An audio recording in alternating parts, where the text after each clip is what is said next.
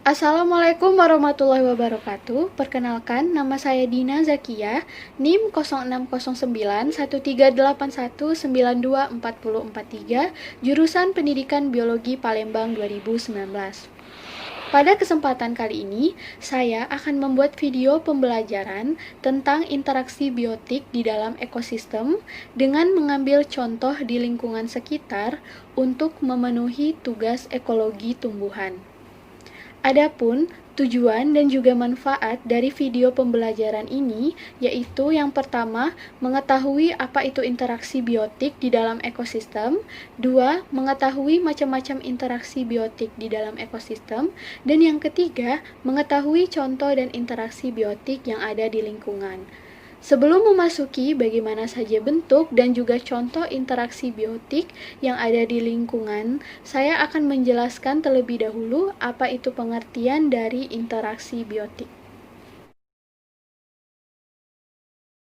Jadi, sebelum membahas interaksi biotik yang ada di ekosistem, pengertian ekosistem sendiri merupakan suatu sistem yang terbentuk oleh adanya hubungan timbal balik antara makhluk hidup dengan lingkungannya atau interaksi antara makhluk hidup dengan lingkungan biotik dan juga abiotik. Komponen abiotik terdiri atas komponen tidak hidup yang meliputi fisik dan keadaan lingkungan, misalnya cahaya, topografi, iklim, temperatur, udara, angin, air, batu, dan tanah. Sedangkan komponen biotik meliputi semua makhluk hidup yang hidup di dalam suatu ekosistem. Contohnya, bunga, serangga, rumput, pohon, kadal, sapi, fungi, ikan, dan mikroorganisme. Setiap jenis ekosistem tersusun atas komponen biotik yang berbeda-beda. Komponen biotik di ekosistem hutan hujan tropis contohnya katak, burung, pohon, dan berbagai jenis tumbuhan. Berbeda dengan jenis-jenis komponen biotik di ekosistem gurun yang meliputi kaktus, rumput, dan juga ular. Jadi, dapat diambil pengertian bahwa di dalam ekosistem terdapat dua komponen penting, yaitu makhluk hidup atau biotik dan benda tidak hidup atau abiotik, yang mana keduanya ini saling berinteraksi satu sama lain. Sehingga sesuai materi pembelajaran ini, pengertian interaksi biotik yaitu interaksi yang terjadi antara makhluk hidup dengan makhluk hidup lainnya, baik beda spesies ataupun sama, dan terjadi di dalam ekosistem. Berdasarkan peranannya, komponen abiotik terbagi menjadi 4, yaitu produsen, konsumen, detritivor, dan decomposer. Produsen merupakan komponen biotik atau makhluk hidup yang berada di tingkatan teratas. Hal ini dikarenakan produsen mampu memenuhi kebutuhan dengan membuat makanannya sendiri. Pengertian lain dari produsen adalah organisme yang mampu menyusun zat anorganik atau tidak mengandung bahan kehidupan menjadi zat organik atau mengandung bahan kehidupan menjadi makanannya sendiri.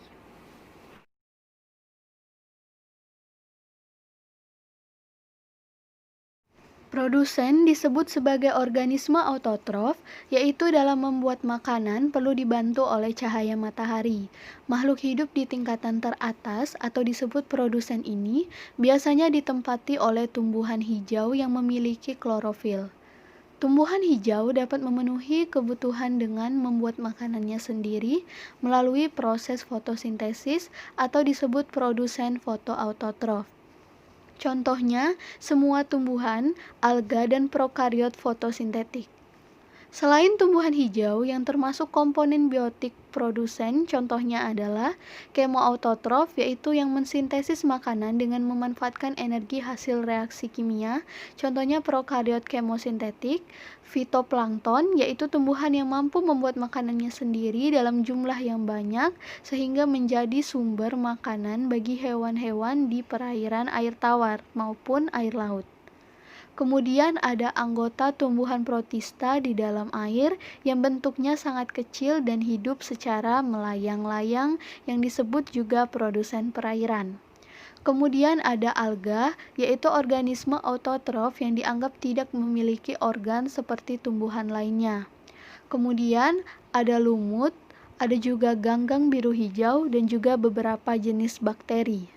Setelah produsen, adapun konsumen. Bertolak belakang dengan produsen, makhluk hidup dari komponen ini tidak mampu membuat makanannya sendiri dan bergantung dengan makhluk hidup lain. Makhluk hidup ini disebut organisme heterotrof dan biasanya merupakan golongan hewan. Selain itu, manusia, jamur, dan mikroba juga merupakan golongan konsumen karena masih bergantung pada makhluk hidup lain dalam pemenuhan kebutuhan akan makanan.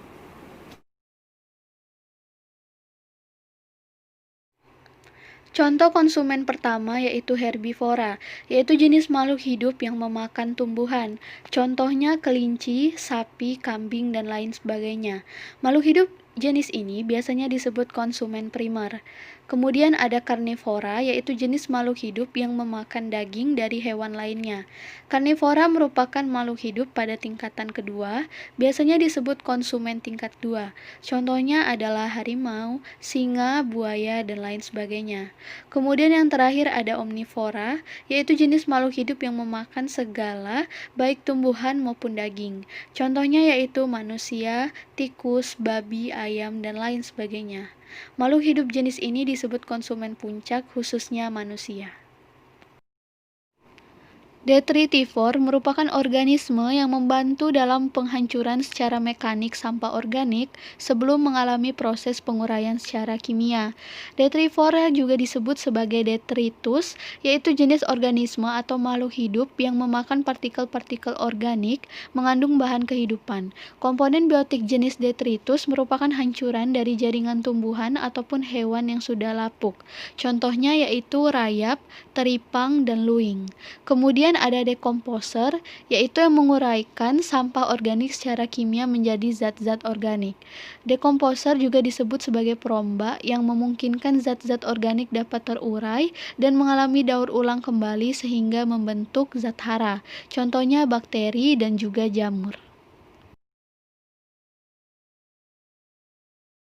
Jadi, interaksi biotik terbagi menjadi dua macam, yaitu interaksi intraspesifik dan interaksi interspesifik. Interaksi intraspesifik merupakan interaksi antar individu di dalam satu spesies, sedangkan interaksi interspesifik merupakan interaksi antar individu yang berbeda spesies. Untuk macam-macam bentuk dari interaksi sendiri itu ada banyak macamnya. Yang pertama ada netralisme, yaitu hubungan antara makhluk hidup yang tidak saling menguntungkan dan juga tidak saling merugikan satu sama lain. Yang kedua ada mutualisme, yaitu hubungan antara dua jenis makhluk hidup yang saling menguntungkan. Bila keduanya berada pada satu tempat akan hidup layak, tapi bila keduanya berpisah masing-masing jenis tidak dapat hidup layak. Yang ketiga ada parasitisme, yaitu hubungan yang hanya menguntungkan satu jenis makhluk hidup saja, sedangkan jenis yang lainnya dirugikan. Yang keempat ada predatorisme, yaitu hubungan pemangsaan antara satu jenis makhluk hidup terhadap makhluk hidup yang lain. Yang kelima ada kooperasi, yaitu hubungan antara dua makhluk hidup yang bersifat saling membantu antara keduanya. Yang keenam ada kompetisi, yaitu bentuk hubungan yang terjadi akibat adanya keterbatasan sumber daya alam pada suatu tempat. Yang ketujuh ada komensalisme, yaitu hubungan antara dua makhluk hidup. Makhluk hidup yang satu mendapat keuntungan, sedangkan yang lainnya tidak dirugikan. Yang kedelapan ada alelopati, yaitu fenomena alam di mana organisme mengeluarkan suatu senyawa yang disebut biomolekul dan senyawa tersebut mempengaruhi perkembangan dan pertumbuhan organisme lain di sekitarnya.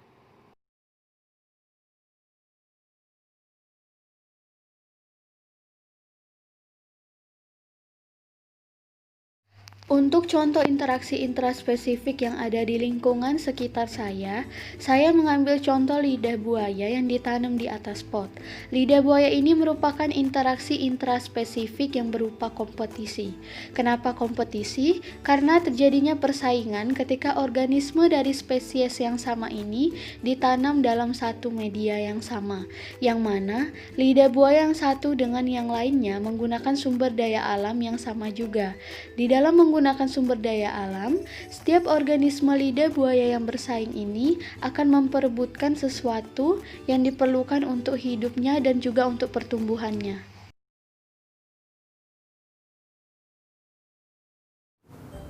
Kompetisi lidah buaya ini memperebutkan kebutuhan ruang atau tempat, makanan, unsur hara, air, cahaya, udara, agen penyerbukan atau faktor ekologi lainnya sebagai sumber daya yang dibutuhkan oleh tiap-tiap organisme untuk hidup dan pertumbuhannya. Ada faktor yang menyebabkan terjadinya kompetisi ini, yaitu kepadatan tanaman atau jarak yang sempit antar tanaman lidah buaya pada media tanam atau pot, sehingga dapat menyebabkan persaingan terhadap zat-zat makanan. Hal ini dikarenakan zat hara yang tersedia tidak mencukupi bagi pertumbuhan tanaman. Kemudian, ketika ukuran lidah buaya yang meningkat, kompetisi menjadi lebih sering dan laju pertumbuhan akan menjadi menurun sebanding dengan intensitas kompetisi, dikarenakan laju pertumbuhan populasi bergantung kepada kepadatan. Jadi, dapat disimpulkan bahwa ruang media tanam yang kecil yang menyebabkan kepadatan tanaman lidah buaya ini akan menimbulkan interaksi intraspesifik, yaitu kompetisi antara lidah buaya ini untuk memperebutkan zat hara, cahaya, udara, maupun yang lainnya.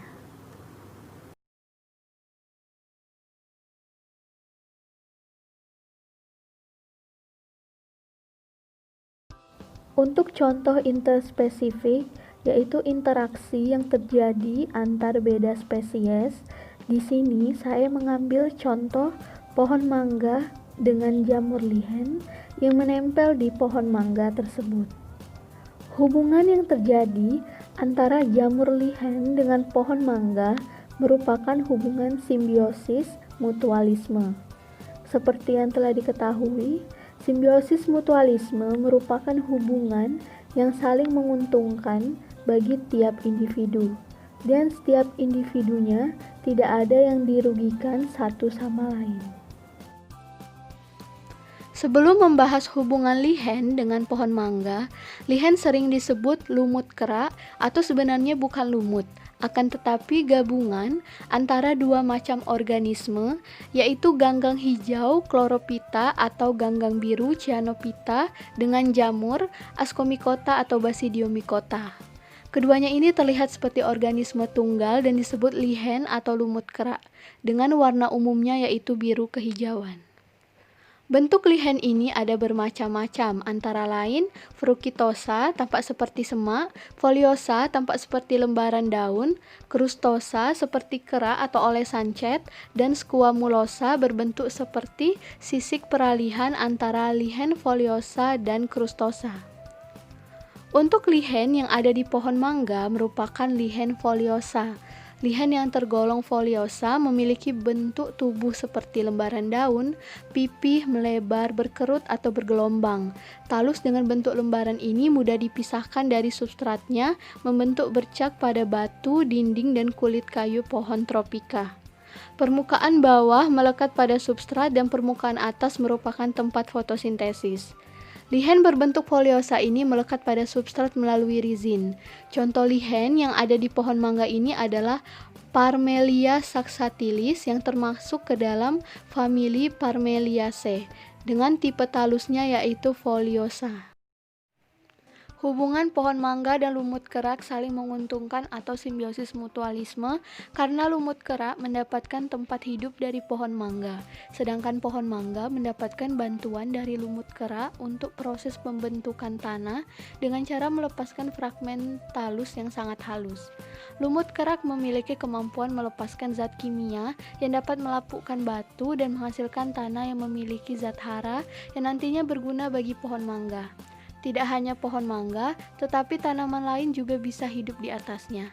Karena inilah lumut kerak memiliki peran sebagai tanaman perintis.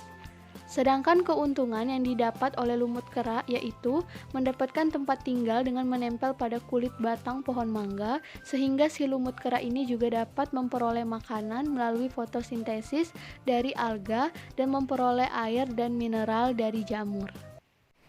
Sekian video pembelajaran dari saya kali ini. Mohon maaf jika masih banyak kekurangan. Semoga video pembelajaran kali ini dapat bermanfaat bagi semua yang menonton video ini. Sampai berjumpa di lain waktu dan terima kasih sudah menonton.